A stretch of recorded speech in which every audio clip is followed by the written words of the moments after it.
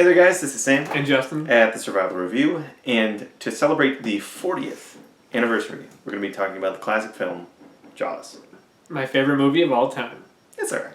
Yeah. No, but seriously, it is an amazing movie, and we got a lot to say about it. Oh yeah, definitely. So, I guess we should just get into it right away. Yeah. I'll let you talk about it since this is Alright. your favorite movie. Well, the plot of the movie, it takes place in the town of Amity, and it's just this beach town, and it's the beginning of the summer. Everything's going good. Then a shark comes in, kind of starts killing people. Yeah. And basically, the simplest gist of the plot is they just have to go stop the shark. Yeah, it's And- not a complex plot by No. any stretch. So for the first half of the movie, essentially, the shark is attacking the town, but the mayor doesn't want to do anything about it because he's greedy. And once it goes too far and ends up, killing a kid and other little things like that, they decide to hire a shark hunter to out and get it. And the last half of the movie is the police chief, the shark hunter, Quint, and a marine biologist named Hooper just out on the sea hunting the shark and trying to kill it. Yeah, and it's basically best described as like a B-movie plot, It's the plot of a B movie, really. except done really well. Yes. And just, It's directed by Steven Spielberg. of course.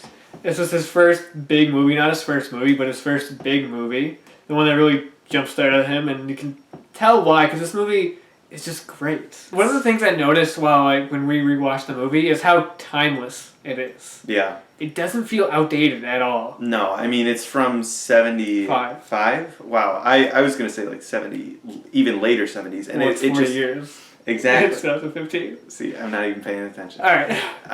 It's just so... It's a movie It doesn't even feel like it was necessarily from 75. Yeah. It's a movie that you can watch now and the suspense and everything is still great. Like, Halloween is my second favorite movie of all time, and I love it, but it's slow to today's standards, and I can see why the younger generation wouldn't like it that much, because it's not as fast-paced, it's not as gory, and some people might find it not as suspenseful. I still think it's great, but Jaws, it's still an intense movie. Yeah. The suspense is so well done. The fact that they never show the shark, or they don't until halfway through the movie, it's still effective.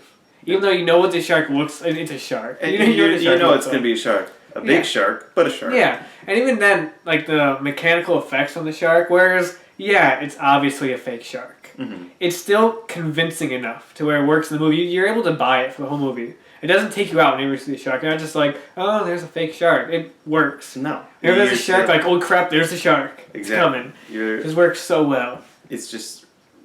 All the acting is great. Yeah, the acting is outstanding. Yeah. The best scene of this movie is just a scene of the three main guys sitting at a table and just talking and then singing. Yep. That's the best scene of the whole entire movie. It's one of those great. super memorable scenes that, I saw this movie at a pretty young age. Yeah, me too. And, I'll always remember that scene over any other, really. Show me the way to go home, home, home. I'm tired and I want to go to bed.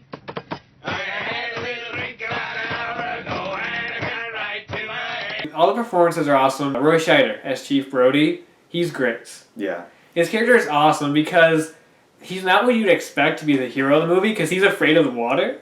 Which is just, you wouldn't expect that. And the way his character grows throughout the movie just to becoming an ultimate badass at the end and end up taking out the shark himself is just great. Yeah. Robert Shaw as Quint is just crazy. Yeah. He's just so entertaining to watch. Yeah. And then Richard Dreyfuss. Yeah, he's good. Yeah. He's different from... He has a lot Yeah. of disagreements with Robert Shaw. Yeah, exactly. Yeah, they don't like each other for the whole movie. No. Pretty much. Until the scene where they're just drunk and talking, which is why this scene's so great. It's just them bonding. Yeah.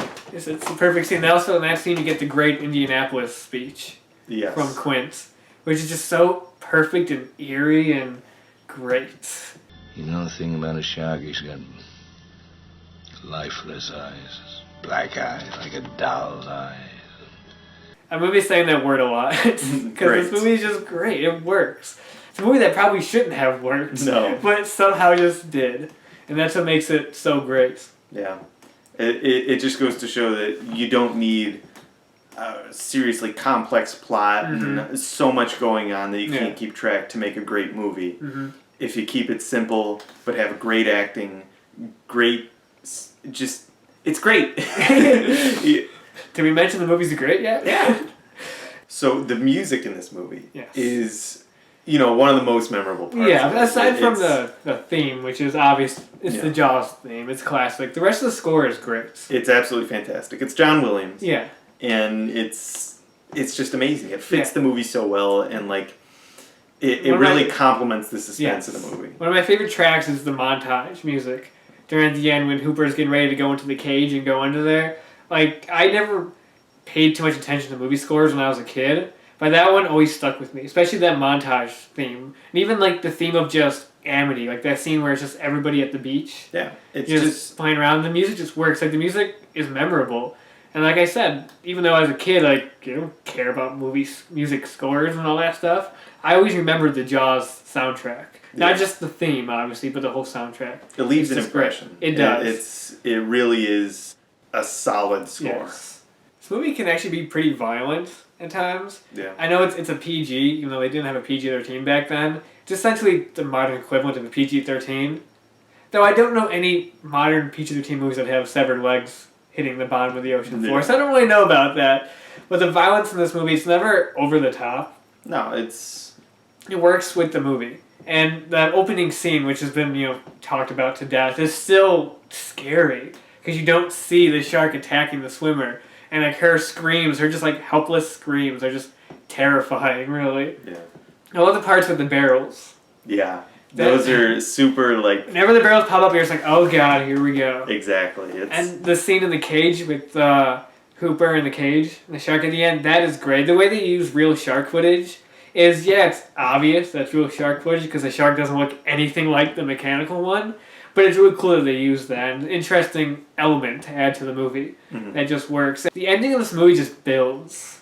The climax of this movie is so relentless and fast-paced that when it builds to that final moment of just Brody and the edge of the ship, which just the top of that one pole is just the last thing surviving, Yep. and he has to shoot the tank and the shark, that, you don't care that that's one of the most unrealistic things in the world. No. How this shark dies, you don't care. you're just- not thinking about, oh, that's ridiculous. Why would that ever work? You're thinking, yeah, Yeah, it's... he killed the yeah. bastard. Exactly. It's like, it's awesome. Yeah, this is a prime example of a movie being better than the book. Yeah. Because this movie is actually based off a book, for some people that may not know that. And the book, it's a really sleazy kind of novel. Essentially, there's so many added subplots to the book. Essentially, the reason why the mayor wants to keep the beaches open is because he owes money to the mafia. Because we needed that in the movie. Yeah. This scene where the mafia kills Brody's cat. Because that's necessary. Yeah, Brody's wife and Hooper have an affair together. The book is just, it's one of those like quick like reads. That, as I said, it's a sleazy kind of novel. None of the characters are likable at all, which is the complete opposite of this movie. Yeah. So out of 10, I think it's pretty obvious oh yeah, what we're going to give this. What are you giving it? I was thinking about, I'm gonna go 10. 10? Be Okay. generous, I think I'll also go 10. Yeah. But, it's one of those things where you can't not give it a 10. Exactly. I know, like, this is my favorite movie, and I'm not just saying this because of that, but I really can't find any flaws with the movie. Yeah. There are maybe a little, like, nitpicky things here and there, but there's nothing that's like, oh, that was an issue. Like, everything in the movie just, it works. Yeah. And the story is great. Again, all the characters are so memorable. The three leads are just the best. When the whole last half of the movie is just them at sea together. And it's just them working off each other, and it works. So essentially, that's Jaws. Yeah. Again, my favorite movie of all time. I think it's perfect. It's such a great movie. Yeah, and it's not my favorite movie, but I can totally understand why it's his favorite movie and why anyone would Yeah, consider exactly. it their favorite movie. So happy 40th anniversary to the first summer blockbuster. Yeah. Just the classic Jaws. And we will be talking about the sequels, Yeah. because we like to torture ourselves. Exactly. So those will be coming soon. And until then, See you guys next time.